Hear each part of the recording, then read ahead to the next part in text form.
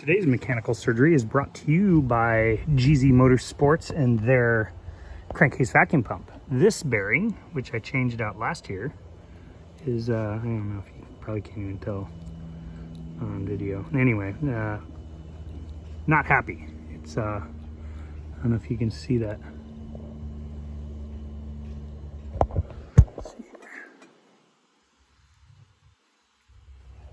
Yeah, so it needs to be changed again. Bearing almost lasted a year, but not quite.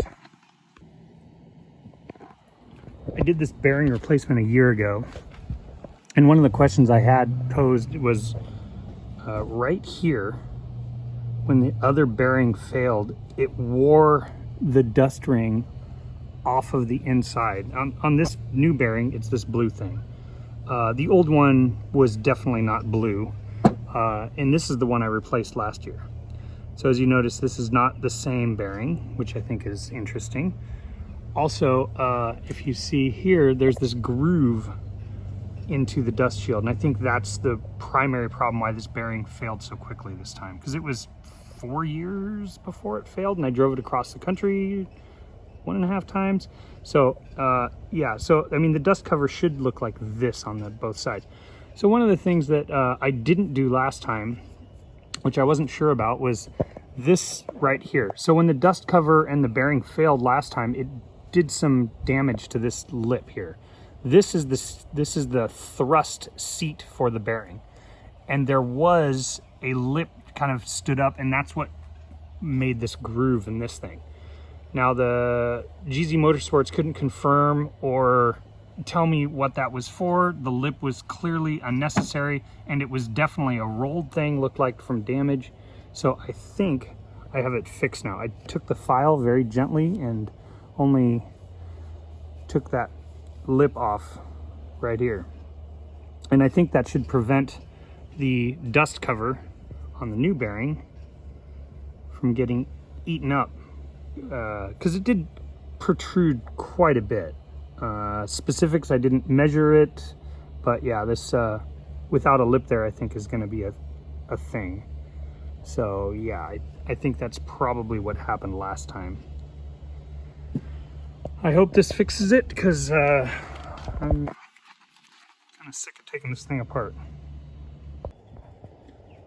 I think the problem is that the first time I lost the bearing, it ground this part of the shaft here small, because this bottom was also damaged. And when you take the bearing and you put it on and you assemble the whole thing, it goes all the way down, and then look, it's super loose. So basically the only bearing surface is if it was like up in here, and then it's still not very good.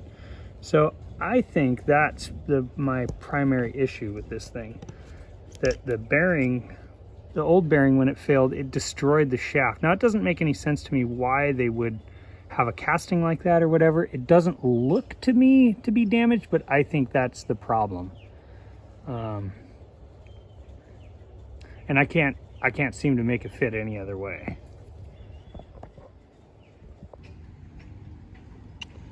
This is the old backstay chain plate location, is roughly this little blobby business here. I think the old one was like right in this general vicinity. So I'm doing an outboarded chain plate on the back. It's not installed, of course, as you can see, and I don't have any holes drilled. It's on the list. That would be the rudder down there. But I do have the backstay here as a test, and I thought I would just verify just by trying to put a little bit of tension on it to see the spacing here. And I think if I lean back on it heavily, it should, now this is just my weight on it, and it actually pulls it off there about perfect. So I guess I'll wait on doing the aft solar panel mounts until after the backstay is in place, and then that should work just fine.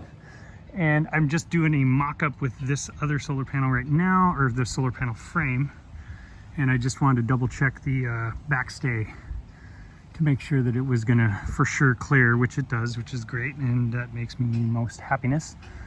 It doesn't matter so much whether or not the backstay is fore and aft, because the gap in between the panel frames will be ample, you know, it'll be 2-3 inches or whatever.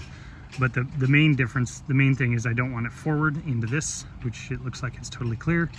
And the other consideration is, you know, a thwart ship. So I think it'll work. So we'll wait and see on that one. So it'll take a minute to get that thing all done up and more permanente, but working on it. Here's a side view, look far. The bow. And coming aft, I did a little mock-up. I wanted to see how far aft the solar panels were going to protrude. It's not as awful in my mind as I thought. I will need to get a measurement on it, of course. It may adjust, you know, one way or another, more or less. The forward solar panel frame is literally ½ an inch away from the boom. So that's quite tight. So if I can move it aft, I will. The forward frame aft, I will. Otherwise, I'll just leave it. There's really nothing protruding beyond that. I may even get rid of the topping lift and just utilize boom gallows and the boom vang. We'll see how that all works out in the future. But the this is kind of an idea. You can see how far aft the solar frame and or the solar panel will stick out from a side view. Here's the view from below. I think it gives you a better idea of how far aft the solar panel frame will overhang the stern. So it adds like almost 4 feet-ish to the length of the boat. The arch doesn't really protrude beyond the transom. Kind of, but I don't know, an inch or two, not much. And there will be, you know, this frame will be moved that direction, and then there will be another one right next to it. So there'll be 2 frames there overhanging. There will be a support under the solar panel frames that I'm not sure where it's going to end up or where it's going to land, but it'll be under the thing somewhere up there. I don't know. The exact design detail is not really worked out yet. It'll have an angled piece that comes off of the main hoop and then just comes up and supports it. Did you mean to swamp your boat when you showed up 20 minutes ago? This boat is supposed to float. I don't understand why it decided not to float. I just put it up on the beach and it quit floating. How can that possibly happen? That's literally 20 minutes. I've been doing this for 35 years. How can I make that out? Oh well.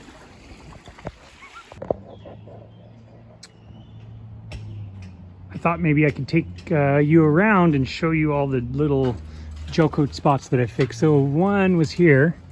So I sanded through the cove stripe here on the top of the scupper and then on the inside of the scupper on the bottom. So I coated it 8 times.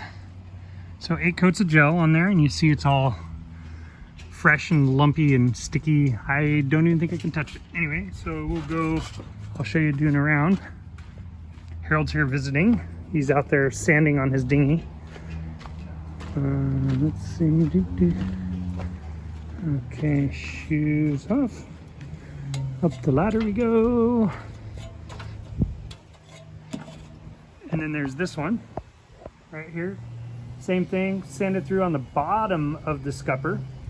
So 8 coats, just need a little bit. That one was not terrible. The rest of them, well, the rest of them are not horrible, but you see where the blue tape is. That was one. I don't know if you can really see it or not, but there you go. I coated it almost all the way to the bow and back quite a ways so I can feather it in. There was another thin spot here, and then there was another thin spot here. The tape is kind of the indicator. So there were 3 little spots here on the bulwarks that needed attention. And then the first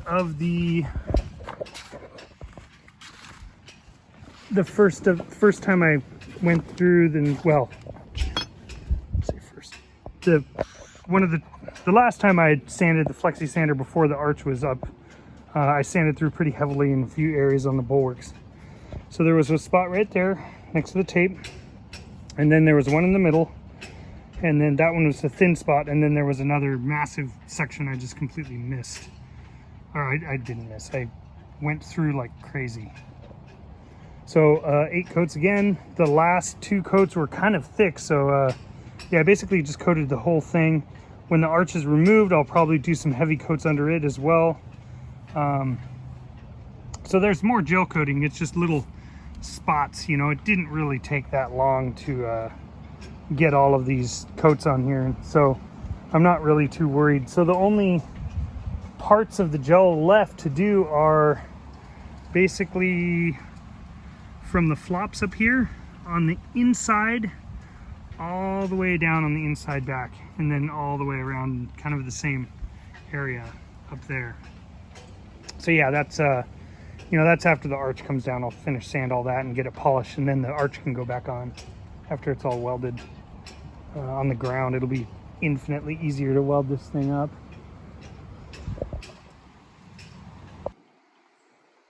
Did some welding late into the evening. I got this little bracket and this angle welded up and then welded to the main hoop. This is going to be bolted to the solar frame. Right here, there's the solar frame. It goes all the way across the front, all the way over there. Yeah, both of these brackets are here. And then I also did these little saddle things right here. You can kind of see there, I did a little bit of a tube notching on the bottom to get it just to sit kind of nice. And then see how it lined up. It looks pretty good. The weld is okay. But yeah, that's going to get bolted. I'll finish welding this on the other side here, and then the frame will be removable. And I think I need to grind down. I did do some heavy duty. I almost completely welded this whole cross brace in last night. Just a little bit on the bottom to finish up, but the whole top I think is all gone. But I need to probably grind this down a little bit so it can sit down a tiny bit. Yeah, other than that, I'm really liking how this is turning out. Kind of a weird bracket sort of setup, but probably need to notch these corners so there isn't something sharp here. Didn't realize that, or I would have done it already, but that's okay.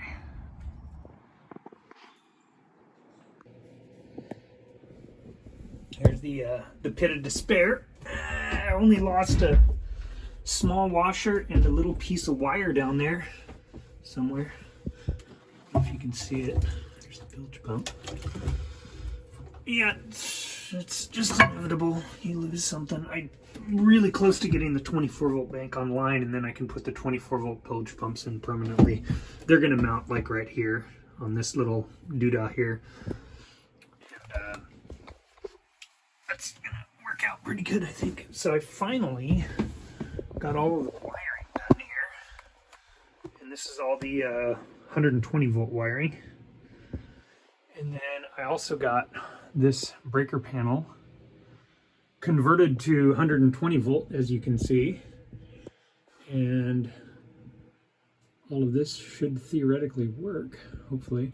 The only thing I have left to do now, these are the inverter outputs, so I need to tie these into the panel, but the panel will need to be reworked significantly, so I'll have to do it like a shutdown. It'll probably take, you know, a day, because I got a bunch of little cables to make up and all of that stuff. But yeah, here's the Here's the whole inverter setup. It's a little bit messier down here than I would have preferred, but at least the wires don't really protrude or extend down much. The biggest issue here was this little spot in there where all the wires are. Let's see if I can get some light in there. So there's like a lot of wires. So that was the biggest challenge, was just getting all of the wiring down inside there. Let's see what else. Yeah. So that's I worked on it probably 6 hours yesterday. Got all those wires terminated. This was one of the repair areas right in here on the bow. And I just gloriously sanded all of that down and got down to 600 grit. It is really smooth. It's very silky smooth. So I'm gonna give this polish a try. So once I get this piece and this area in here polished, I can actually put the bow fitting on, that gigantic bow ram roller monstrosity thingy. And I can actually put the forestay on, which is super exciting. That means I'll have a furler, new wire and all that stuff. So that's coming up, hopefully soonish. The weather looks fantastic. It's still really windy. I can't believe I got welding done last night. Yeah, it's tracked a little bit more out of the east now. So yesterday it was kind of a northeaster, and then before then it was north. So yesterday these trees right here kind of blocked my whole area. Every boat around me was getting tons of wind, but yeah, it's been decent weather, windy but decent. Did a little Oh Glorious sanding down to 600, and then some Oh Glorious polishing. It did okay. A little bit of wax on there. I think I need to wipe down. It's kind of yellowy in spots where it kind of built up. Where, you know, I mean, this is all going to get covered, so I'm not really worried too much about the finish on it. It's just more of a test. So I do think I need to wipe this part down a little bit, but other than that, I mean, I know it's really hard to see in this like glaring crazy light, but let's see if we can get a little bit of shine happening here. There's a little bit. I think the pad that came with the polisher is probably not that great, but the actual finish here is looking very good. So I think I'll just keep doing the process. This is a first test with this polisher, with this compound and this system that I've done. The other one, the little test section, that was done with a boatyard neighbor, kind of helped me out with doing that, so it's a little different. But I'm hoping that I can kind of perfect this process a little bit better and keep it well polished and nice and pretty, because it's definitely going in the right direction. So I just wanted to get this kind of area under in the corners kind of polished and done up, so when I put the big giant bow ram thingy on, the bow ram anchor roller chain plate thingy, then at least I know that it's not gonna like collect massive amounts of dirt and be disgusting under there. All right, so it's all dark. 12 volt power is on. The 120 volt is not. So we are gonna turn off everything here and see just what happens. We're going to power up the inverter. We're going to put 120 volts out on the inverters for the first time. Let's see if we can make this happen without any major production malfunctions. Okay, so first steps first, turn on the house bank. Okay, 24 volt house bank is on. Turn on the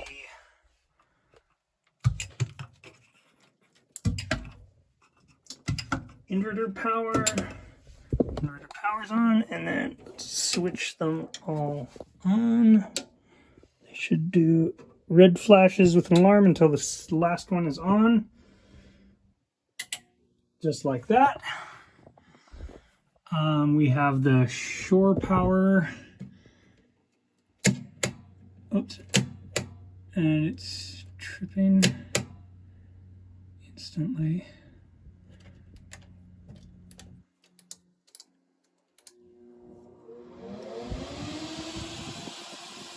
Ooh, fans.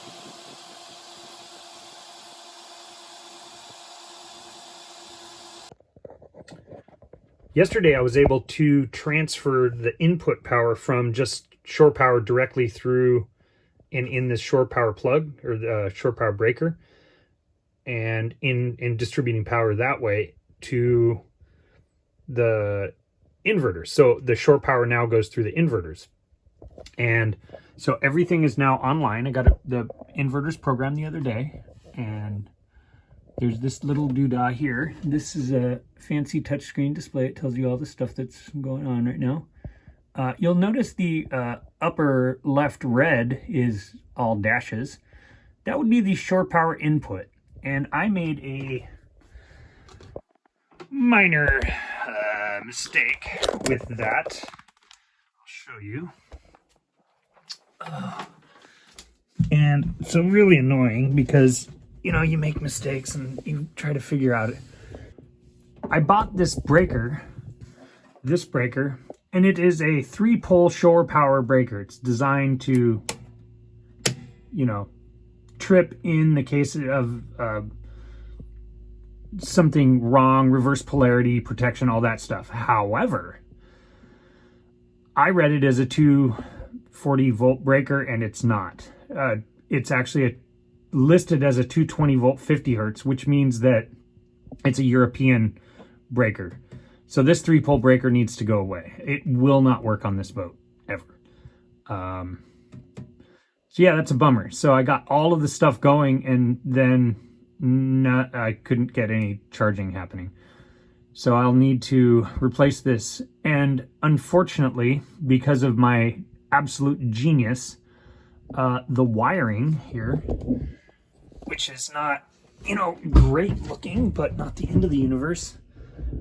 This wiring down here, all of this shore or 120 volt AC wiring down here is just too short to allow that breaker panel to come out far enough that I can actually replace the breaker without disconnecting all of the inverters again. So, you know, live and learn.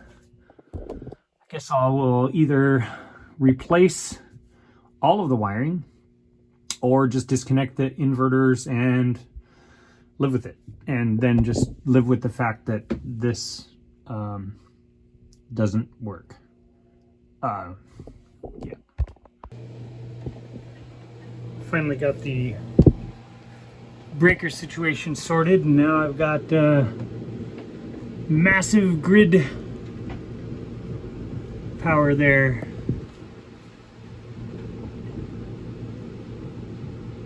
I have the limit turned down to 10 amps per inverter, so it's not, I'm not pulling too much current. But yeah, that's basically the boat's running. I just need to get some solar panels up, and then I can disconnect the grid, I suppose, or do both. Anyway, it's pretty cool. Changing the breaker out wasn't the most fun, but it wasn't the end of the universe either. I'll show you what we got going on here. So it was unfortunately 3-pole breaker, but here it is. Now it's just 3 separate breakers, and one's a 2-pole and one's a single pole. So this one, when it says water pressure, of course I need to fix the label, but one needs to be the common, one's the common, the water pressure one, and then L1 and L2 are autopilot and refrigerator. So, oops. So yeah, that's all fixed. These are all running, and then just like the little light indicates, we're in charging mode. And then I got the little fans going to kind of move some of the heat out of here.